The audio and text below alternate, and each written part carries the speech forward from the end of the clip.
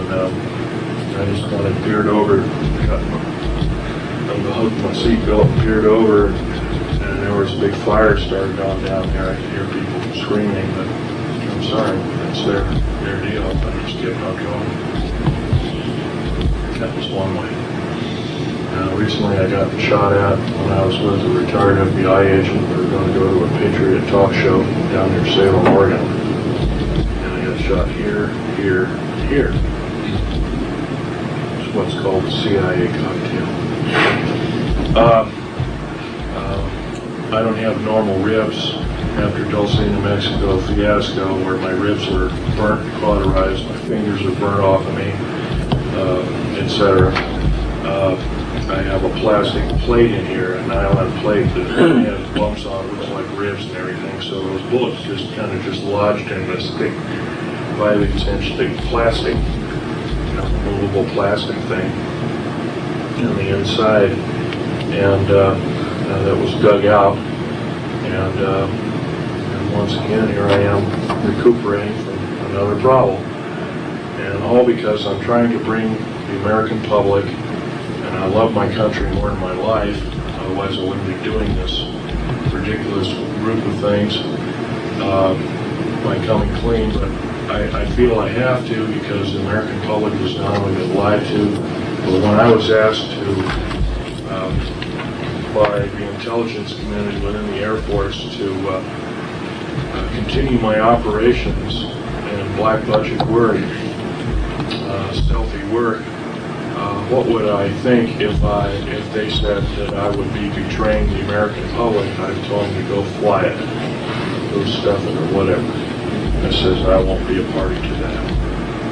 And I walked out of the room, and somebody tried to tell me to come back, and I says, out of my face, fella, you're on the ground. And he would get out of my face and went on the ground.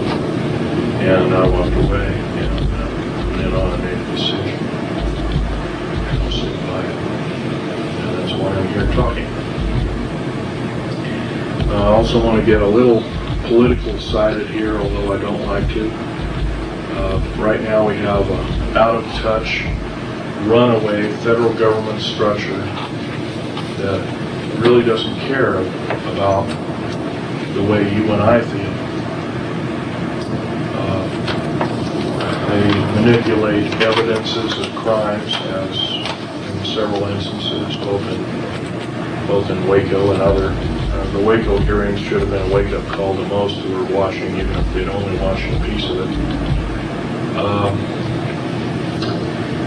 It's once again proves the federal government structure is just running away with everybody's freedom, and they run roughshod over. They've actually become kings and queens over us, and our forefathers told us exactly what would happen if we took a certain stand, if we made laws to legislate God out of our system, we would have a similar problem. If we made laws or had too many people making laws within our government structure, we would have a similar problem that we're facing today. We're facing a form of tyranny and totalitarianism. Incidentally, you might want to throw a few statistics by you, and it's quite provable in a number of talks given recently, both by the United Nations and others. The United Nations is entrenched in our country. They're training our troops. Our troops are being trained by the United Nations in the United States, and I think that's kind of an oddball system. Russian troops are being trained of basically Montana and North Dakota and the northern tier states, Washington, upstate Washington, etc. There's a stockpiling of Russian tanks and hardware by the U.S. Army. For what purpose? Also, we have purchased at the cost of some $38 billion all the Russian nerve gas. Nerve gas is, their nerve gas is extremely long shelf life. We're destroying our own nerve gas, which has a relatively short shelf life of 15 years, but the Russian variety is extremely deadly. And also, I'll tell you something else about that. The Russian nerve gas is composed primarily of glandular secretions And they even mentioned that as they were downing flying saucers within their own country, they found a way of making chemical weapons from some of the alien cadavers and that kind of thing like that. So from some of the glandular excretion. So once again, biological weapons against the people of the United States. There have been other talks given by other people alluding to this, including Ted Gunderson, who's an ex-FBI agent, who's got tired of the federal government tromping on him. And another ex-astronaut by the name of James Groden, not the Groden of Alternative 3 book fame, but this is another Groden. A number of key government people have started coming out slowly, but unfortunately it's at a snail's pace. I'm the only one that ever worked and had a level 3 security clearance that came out from the Cold, so to speak, and completely laid everything open to the American public, or any public. Something like this was tried in Britain and in France, but the person went to jail. Incidentally, I can't be charged with espionage theoretically because, according to our, including one person who said, "Oh, this place doesn't exist." Well, it's on an aerial map. It's kind of different. If it doesn't exist, then I'm just full of you know what, hype and hooey, so to speak, and I'm just crazy or something like that, and so be it. And if it doesn't exist, it doesn't exist. How can I be charged with a crime on something that doesn't exist? Another thing is that to be guilty of espionage, you have to sell for dollars or cents or some form of monetary gain the information that you impart. I'm not doing that in any way, shape, or form. The talk, the lecture, isn't counted. It's actual exchange of money by another individual for the information, for the proscribed information. Well, I'm going to be getting out a few alien artifacts here and let you take a look, and you're welcome to kind of stretch your legs a little bit and feet.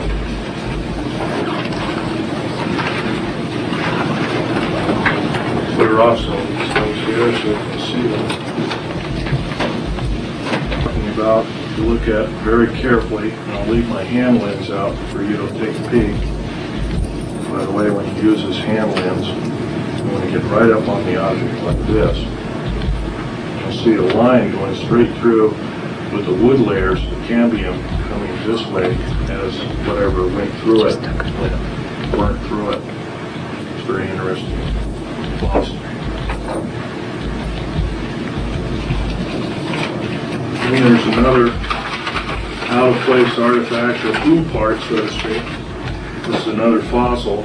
This is at one time a cave mushroom, a fossil plant. And something cut it absolutely perfectly, like a laser, cut right through the thing, and part of it slid off, and it later got perfectly petrified, similarly to the Hiroshima and Nagasaki atomic bomb test with a similar signature. Here's this petrified, instantly petrified garlic plant. Incidentally, this is 65 to 100 million years old. This is 105 to 130 million years old. And this is roughly 30 million years old. It has the exact chemical makeup and structure of quartz crystals formed on its surface and on the internal structure of the plant itself, which the top part, of course, the sprout is all broken off. This is the sprout underneath it, and the quartz crystals are identical to material found at Hiroshima and Nagasaki at the Three Tropics bomb.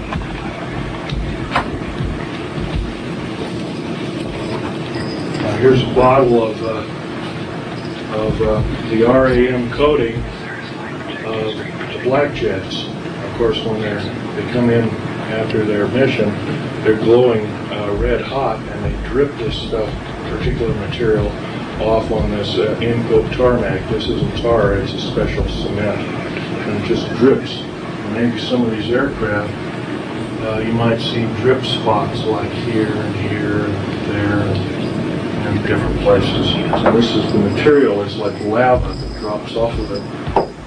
It also contains certain alien elements, or alien reproduced elements. Here's a piece of fossil coral from Jordan, having a small particular non-fossil. It isn't a crinoid. It might be, some of you might know what a crinoid fossil is. It's kind of like an underwater lily or plant, seawater lily, but this isn't it. This is actual machined out parts similar to a rotor fan, a miniature rotor fan. There's a small engine right there. This is element 123, which is also in topoline. Topoline and element 123, they're very much heavier than uranium. They're island of stability elements. They're by the way, these pieces of metal I've purchased with my own money when I worked for the government. As they were test samples, they never bothered to pick them back up, nor did they pay me back for them, so they're my property.